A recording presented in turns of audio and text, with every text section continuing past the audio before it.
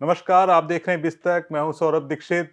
आज हम फिर से बात करने वाले बीएसएनएल के बारे में। बीएसएनएल को लेके दो बड़ी खबरें आई हैं जिनके बारे में आज हम चर्चा करेंगे। पहली खबर जुड़ी हुई है बजट से कि बजट में बीएसएनएल को क्या मिला है।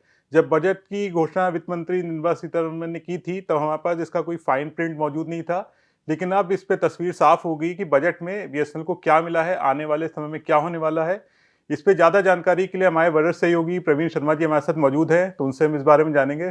प्रवीण सर, आपका स्वागत है। तो क्या बड़े ऐलान हुए बजट में बीएसएनएल को लेके? Thank you Saurabh. असल में जिस दिन बजट आया था उस दिन भी हमने एक कहानी की थी और बताया था कि आगे चल के बीएसएनएल के लिए क्या प्रावधान हो सकते हैं, क्या जो तबका एक बीएसएनएल की ओर शिफ्ट हुआ है पिछले महीने जब मोबाइल कंपनियों ने टैरिफ बढ़ाए, तब हमने उसको लेके एक खबर की थी। अब हमारे पास एक फाइन प्रिंट मौजूद है जहां ये बताया गया है कि बीएसएनएल, एमटीएनएल और टेलीकॉम सेक्टर के लिए सरकार ने 2024-25 के अपने बजट में क्या बड़े ऐलान किए हैं, कितना बड़ा आवंटन किया है, इसका आंकड़ा हमारे पास आ गया और हम आपको बताएंगे कि कैसे जो एक तबका है, गरीब तबका है, जो महंगे रिचार्ज की मार से जूझ रहा है, उसके लिए आने वाले टाइम में बीएसएनएल पे शिफ्ट करना फायदेमंद होगा या नहीं।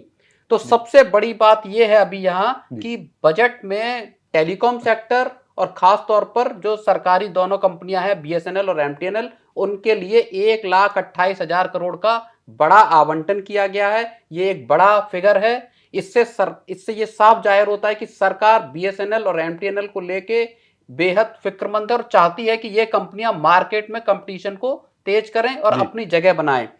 इसमें भी अगर हम इसके ब्रेकअप की बात करें, अगर इस आंकड़े की, तो अकेले एमटीएनएल और बीएसएनएल इनके लिए 1,00,000 करोड़ रुपए का, इसमें 1,00,000 करोड़ रुपए से ज्यादा का प्रावधान इसमें किया गया है। एक और बात है, बीएसएनएल के लिए 82,916 करोड़ रुपए का पैकेज सरकार ने इस बजट में दिया है। यानी बीएसएनएल अपने इंडिजीनस 4G और जो डिप्लॉयमेंट करना है, उनको 4G को लगाना है, 4G सर्विसेज लानी है, उसके लिए पूरे 82,000 करोड़ रुपए सरकार ने दे दिए हैं। ये एक बड़ी खबर है, बड़ा फिगर है इस लिहाज से कि बीएसएनएल को अगले कुछ महीने में देश के बड़े हिस्से में अपनी 4G सर्विसेज को लॉन्च करना है। सर, इसमें ये भी जानना चाहेंगे, जो लोग अभी बीएसएनएल के सिम ले रहे हैं या आने वाले समय में जो लेने की सोच रहे हैं, उनको इसका फायदा मिलेगा? क्या बीएसएनएल की अच्छी सर्विस मिलेंगी इससे? कितनी? बिल्कुल, देखिए 82,000 करोड़ रुपए का जो आंकड़ा है बीएसएनएल के लिए अकेले, वो पूरा का पूरा, उसमें एक बड़ा हिस्सा इस बात के लिए है कि बीएसएनएल जो अपनी 4G सर्विसेज को डिप्लॉय करना है, उसको इंडिजीनस स्वदेशी पूरा 4G बीएसएनएल कर रहा है, उसमें उसने 1,00,000 जो 4G साइट्स हैं उसके परचेज ऑर्डर भी दे दिए हैं, अगर मैं आपको बताऊं। और इसमें टेक अपग्रेडेशन के लिए ये पैसा है और बीएसएनएल की रिस्ट्रक्चरिंग के लिए ये पैसा है 82,916 करोड़ का। 17,510 करोड़ रुपए जो एम्प्लॉयज हैं उनकी पेंशन, उसमें बीएसएनएल और एमटीएनएल के एम्प्लॉयज हैं, उनके लिए है। एक और बड़ी बात है, हमने एमटीएनएल के शेयरों में हाल के वक्त में तेजी देखी। एमटीएनएल के शेयरों ने लंबा चौड़ा रिटर्न दिया बहुत कम वक्त में। एमटीएनएल के बॉन्ड्स के प्रिंसिपल अमाउंट के लिए सरकार ने 3,669 करोड़ रुपए का आवंटन किया है। यानी एक जो बात आ रही थी कि एमटीएनएल कहीं डिफॉल्ट न कर जाए, उस पे भी सरकार अब एमटीएनएल के साथ खड़ी नजर आई है। और यही वजह है कि आज भी एमटीएनएल के शेयरों में 5% का अपर सर्किट लगा है। शेयर इसके 92 रुपए 46 पैसे पर पहुंच गए हैं। अगर हम रिटर्न की बात करें तो एक महीने में ही ये एमटीएनएल के शेयरों ने 115% से ज्यादा रिटर्न दिया है। एक साल की अगर हम बात करें तो 374% का, महज एक साल में 374% का तगड़ा रिटर्न एमटीएनएल के शेयरों ने दिया है। सर, इसमें एक सवाल है कि जैसे भी पिछले महीने निजी टेलीकॉम कंपनियों ने रेट अपने बढ़ा दी थी रिचार्ज के, अब ये बजट में ऐलान हो गया है, तो क्या ये निजी कंपनियों के लिए चिंता की बात है? इसमें निजी कंपनियों के लिए जाहिर तौर पर चिंता की बात है, क्योंकि उन्होंने जिस तरह से किराए 25% तक बढ़ाई एक झटके में, उसके बाद से पूरे देश में हमने देखा कि एक आक्रोश लोगों का नजर आया। लोगों ने कहा कि अब बीएसएनएल पे पोर्ट करना चाहिए उनको, अपने सिम को, और बीएसएनएल के प्लान लेने चाहिए। साथ ही साथ बीएसएनएल ने भी और सरकार ने भी इस मौके को बनाने की पूरी कोशिश की है।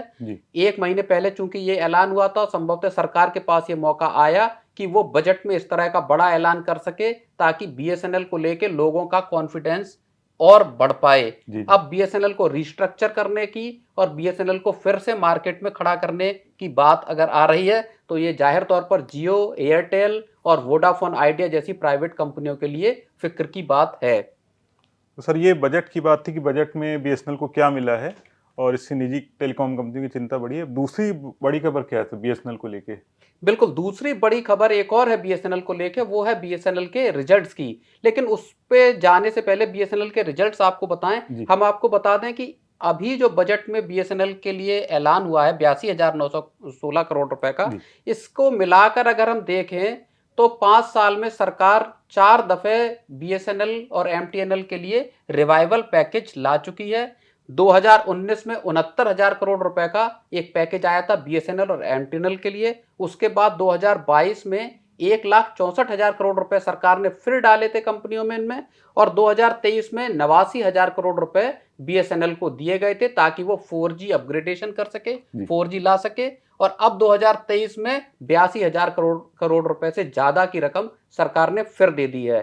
अब इसके आगे की बात आपको बताते हैं, वो ये है कि बीएसएनएल ने अपने रिजल्ट्स का ऐलान किया है और जो बीएसएनएल के रिजल्ट्स हैं वो बहुत अच्छे रिजल्ट हैं।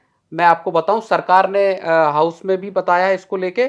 FY24 यानी 2023-24 के लिए बीएसएनएल का जो एबिटा है वो 2,164 करोड़ रुपए रहा है और इसमें 38% से ज्यादा का ग्रोथ हम देख रहे हैं पिछले साल के मुकाबले। इसी तरह से बीएसएनएल के जो लॉसेस हैं वो भी पिछले एक साल में कम हुए हैं। 2023-24 में बीएसएनएल का जो लॉस है वो घट के 5,371 करोड़ रुपए हो गया, जबकि इससे एक साल पहले ये 8,161 करोड़ रुपए था। सरकार ने लोकसभा में बताया कि जो सरकार ने पैकेजेस दिए हैं और जो उपाय किए हैं उसके रिजल्ट, अब उसके नतीजे दिखाई देने लगे हैं। एमटीएनएल और बीएसएनएल ऑपरेटिंग प्रॉफिट में आ चुके हैं। तो ये एक बड़ी चीज है। सरकार ने यह भी बताया कि बीएसएनएल ने 1 लाख 4G साइट्स के लिए परचेज ऑर्डर दिए हैं। तो ये बीएसएनएल और एमटीएनएल से जुड़ी हुई एक बेहद बड़ी अपडेट अभी हमारे पास है। जिस तरीके से बीएसएनएल अपडेट कर रहा है अपने आप को, तो अगले रिजल्ट क्या और अच्छे हो सकते हैं बीएसएनएल के? बिल्कुल, अगले रिजल्ट बहुत अच्छे हो सकते हैं क्योंकि जो ग्राहक हैं वो तेजी से वापस आ रहे हैं बीएसएनएल की तरफ। दूसरी कंपनियां छोड़ के भी बीएसएनएल की तरफ आ रहे हैं, और जब ग्राहक आएंगे, जब उनको सर्विसेज मिलेगी तो बीएसएनएल का आरपू भी बढ़ेगा। जैसा दूसरी कंपनियों का आरपू, अगर आरपू बढ़ेगा तो रेवेन्यू और उसके साथ साथ प्रॉफिटेबिलिटी भी बढ़ेगी। ये थी बीएसएनएल को लेके दो बड़े अपडेट जिनके बारे में प्रवीण सर ने आपको बताया है। तो बीएसएनएल को लगातार हम कवर कर रहे हैं और देखना ये होगा कि बीएसएनएल को लेके जो बजट में ऐलान हुए हैं इससे निजी टेलीकॉम कंपनियों पे क्या असर पड़ता है, क्या वो अपने रिचार्ज के रेट कम करेंगी और आने वाले टाइम में बीएसएनएल की सर्विस कितनी और अपग्रेड होंगी, कितनी और अच्छी सर्विस होंगी, ये देखना पड़ेगा।